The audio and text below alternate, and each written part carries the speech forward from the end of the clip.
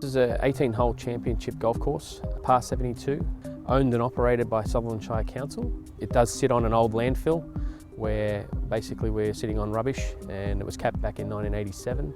The idea behind this complex was to try and utilise this land space for the public arena. Designed by Jim Wilshire, golf course architect here in Sydney, with the thought in mind that it is a public facility and we're trying to patron for the general play, not the private membership style golfer.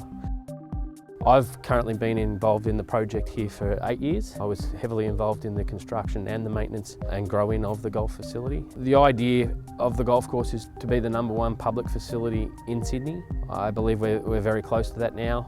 However, we want to be able to exceed that and provide a wonderful surface for our patrons.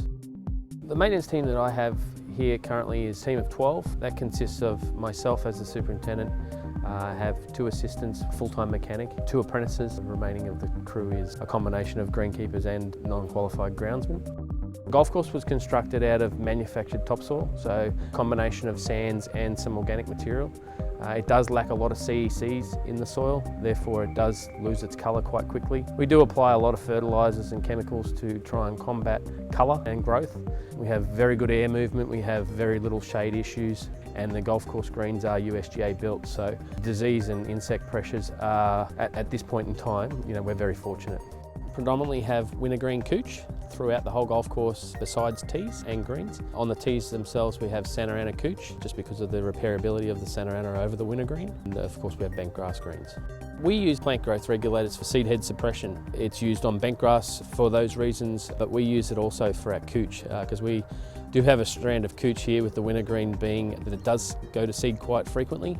We use our PGRs on a 3-weekly cycle. That's through the growing season, so we predominantly start from October and work our way all the way through to the middle of April. When we're using the PGRs, the #1 thing for me is making sure that the plant we are spraying, or our target plant, is clean and free of any debris. So we do maximise the contact. And the second thing, of course, is weather. So it's very weather dependent, providing that we don't have extreme temperatures, rainfall or wind that may basically hamper the way we do spray it, and the application is clean and neat. I got to know Peter Kirby about 8 years ago when we first constructed the golf course here. He came out to site to assist me with several different things through the grow-in. I found Peter a wealth of knowledge. He's one guy I have lent on in the past in regard to technical data. He's one of my go-to guys. I trust him, he's always led me down the right path. Well, I've been using plant growth regulators for quite a while, and I've found that some of those products have been great. However, I needed to find some efficiencies in the cost. Therefore, I've chosen Marvel as a cost-effective way of using my growth regulators for the same results. I've had absolutely no issues with any blockages, anything getting congealed or anything like that within the filters. It seems to be an odourless product to use, no complaints from any of my staff or any of the patrons. My rate that I've gone with on my initial application was 800 mil per hectare. I do believe for the first application that was probably a little bit high. I would have probably brought that back down around the 400 to 500 mil range. Since then I've actually increased my application rates to a maximum rate of 800 mil. Being that the plant is weathered and warms itself into the season, I found that it helped the plant basically keep going through that heat period of time and with no difficulties.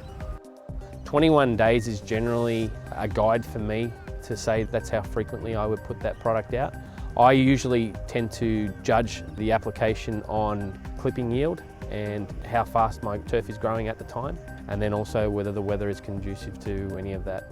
So if it pushes out to 28 days, then I might up my rate just a little bit. If I tend that I need to go in just a few days earlier, then I might back my rate off just a little bit accordingly. Marvel for me has been a great product. I've used it now for a year, as I said. Seed head suppression is the main reason why I've used it, along with the efficiencies of slowing down the growth. I've had absolutely no problems using the product as far as congealed or discoloration or anything along those lines. So it has been just as effective as any other product I've used in the market. I'm very happy with the product. I'd recommend it to anyone.